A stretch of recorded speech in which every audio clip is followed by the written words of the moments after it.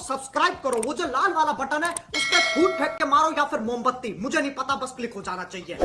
जय हिंद दोस्तों। तो नमस्कार दोस्तों, स्वागत है आपका हमारी नई वीडियो में। जैसा कि आप लोग जानते हैं, हमने पिछली वीडियो में कक्षा 6वीं के संस्कृत विषय के पाठ 11 पुष्पोत्सव को पढ़ा था और समझा था। तो इस वीडियो में बिना किसी देरी के हम उस पाठ के प्रश्नोत्तरों को करेंगे। तो दोस्तों, पाठ 11 का जो अभ्यास प्रश्न है, अभ्यास कार्य है, उसमें चौथा वाला जो प्रश्न है, इसके अंतर्गत प्रश्न दिए गए हैं। और जो पहला वाला प्रश्न है वह है जनाः पुष्प व्यजनानि कुत्र अर्पयन्ति। ये पहला प्रश्न है, जिसका अर्थ है कि लोग पुष्प व्यजनानि अर्थात फूलों से बने हुए पंखे कुत्र अर्पयन्ति, कहाँ पर अर्पयन्ति अर्थात अर्पित करते हैं। तो इसका उत्तर होगा जनाः पुष्प व्यजनानि योगमाया मंदिरे बख्तियार काकी इति अस्य समाधि स्थले अर्पयन्ति। लोग पुष्पों से बने हुए व्यजनानी पंखे योगमाया मंदिर में बख्तियार काकी इस समाधि स्थल पर अर्पित करते हैं। अस्य समाधि स्थले अर्पयन्ति। दूसरा वाला प्रश्न है पुष्पोत्सवस्य आयोजनं कदा भवति। पुष्पोत्सव का आयोजन कब होता है। तो इसका उत्तर होगा पुष्पोत्सवस्य आयोजनम अक्टूबर मासे भवति। पुष्पोत्सव का आयोजन अक्टूबर महीने में होता है। अगला प्रश्न है अस्माकं भारत देशः कीदृशः अस्ति। हमारा भारत देश कीदृशः अर्थात कैसा है। तो इसका उत्तर होगा अस्माकं भारत देशः उत्सव प्रियः अस्ति। हमारा भारत देश उत्सव प्रिय है। ठीक है। अगला प्रश्न है पुष्पोत्सवः केन नाम्ना प्रसिद्धः अस्ति। पुष्पोत्सव किस नाम से प्रसिद्ध है। तो इसका उत्तर होगा पुष्पोत्सवः फूल वालों की सैर इति नाम्ना प्रसिद्धः अस्ति। पुष्पोत्सव फूल वालों की सैर इस नाम से प्रसिद्ध है। अगला प्रश्न है मेहरौली क्षेत्रे अस्य कस्याः मंदिरं कस्य समाधि स्थलंच अस्ति। मेहरौली क्षेत्र में किसका मंदिर है और कस्याः समाधि स्थलंच अस्ति, किसका समाधि स्थल है।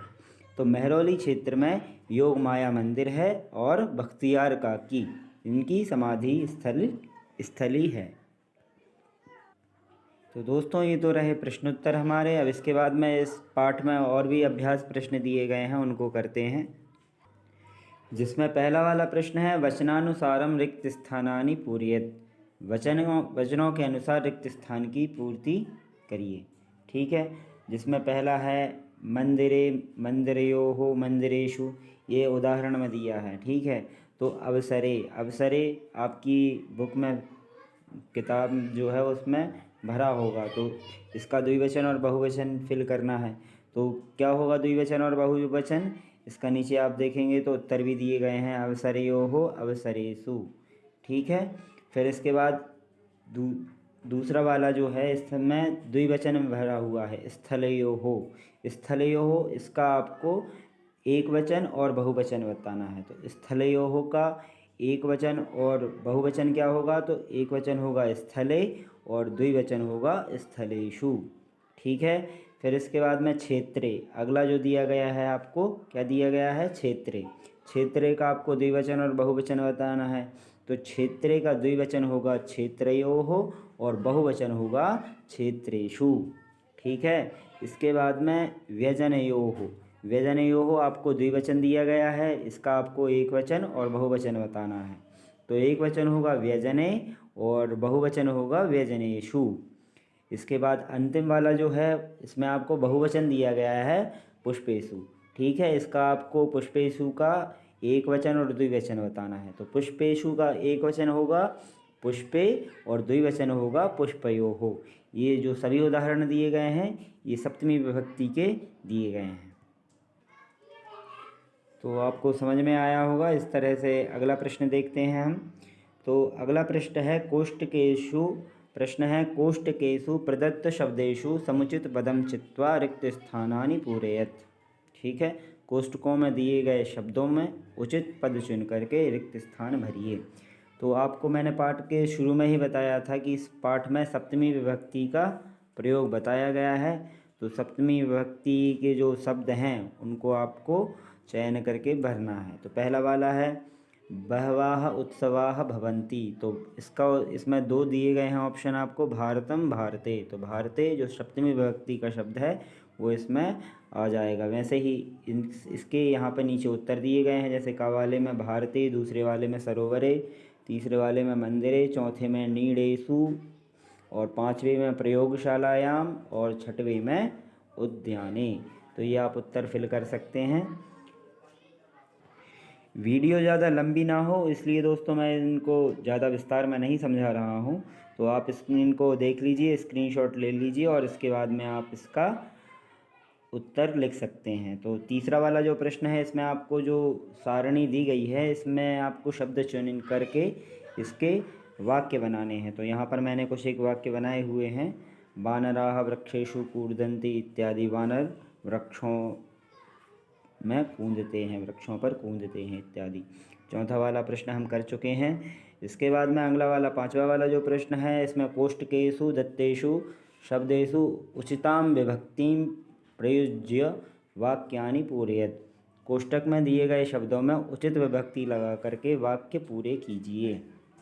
तो इसमें जो तड़ाग, शिविर, राजमार्ग, धरा इत्यादि, क्रीड़ा क्षेत्र इत्यादि जो शब्द दिए गए हैं, इनकी सप्तमी विभक्ति आपको बना करके और इन कोष्टकों को भरना है। तो इसके उत्तर भी मैंने यहाँ पे लिखे हुए हैं।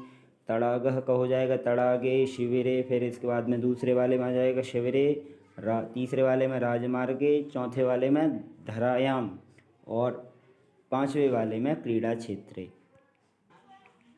इसके बाद अगला वाला प्रश्न है, छठवा वाला प्रश्न, मंजूषातः पदानि चित्वा रिक्त स्थानानि पूरयेत्। मंजूषा से रिक्त शब्द चुन करके रिक्त स्थानों को भरिए। ठीक है। तो इसके बाद में पुष्पेषु, गंगायाम, विद्यालये, वृक्षयोः, उद्यानेषु, ये आपको शब्द दिए गए हैं और इनको आपको चयन करके इन वाक्यों को भरना है। ठीक है। तो इसके उत्तर भी मैंने दिए गए हैं। पहले वाले का है विद्यालय, दूसरे का उद्यानेषु, तीसरे का गंगायाम, चौथे का पुष्पेषु, और पांचवे वाले का वृक्षयोः। तो दोस्तों इसी प्रश्न के साथ में हमारे इस पाठ के सभी प्रश्न समाप्त होते हैं। वीडियो ज़्यादा लंबी ना हो इसलिए मैंने इन सभी प्रश्नों को थोड़ा संक्षेप में ही समझाया है। आप लोग सभी इन प्रश्नों को पढ़िए और समझिए। वीडियो आपको कैसी लगी कमेंट बॉक्स में एक बार ज़रूर बताएं। अगर आप लोग कुछ और सुधार चाहते हैं तो कृपया कमेंट बॉक्स में ज़रूर बताएं कि आगे आप लोग क्या पढ़ना चाहते हैं। वीडियो देखने के लिए धन्यवाद। तुम्हें वीडियो पसंद आई तो लाइक मारो यार। मुझे नहीं पता, मुझे 2 मिलियन लाइक्स चाहिए, कैसे ना कैसे करके मुझे चाहिए। इतना जिला मैं कभी नहीं होऊंगा अपनी पूरी जिंदगी में जितना इसमें जिला, मुझे चाहिए ही चाहिए। तो लाइक मारो, और अगर तुम लोग नए हो तो सब्सक्राइब करो। वो जो लाल वाला बटन है उस पर फूट फेंक के मारो या फिर मोमबत्ती, मुझे नहीं पता, बस क्लिक हो जाना चाहिए। अब मैं भी जा रहा हूं, मुझे पैसों के पीछे भागना।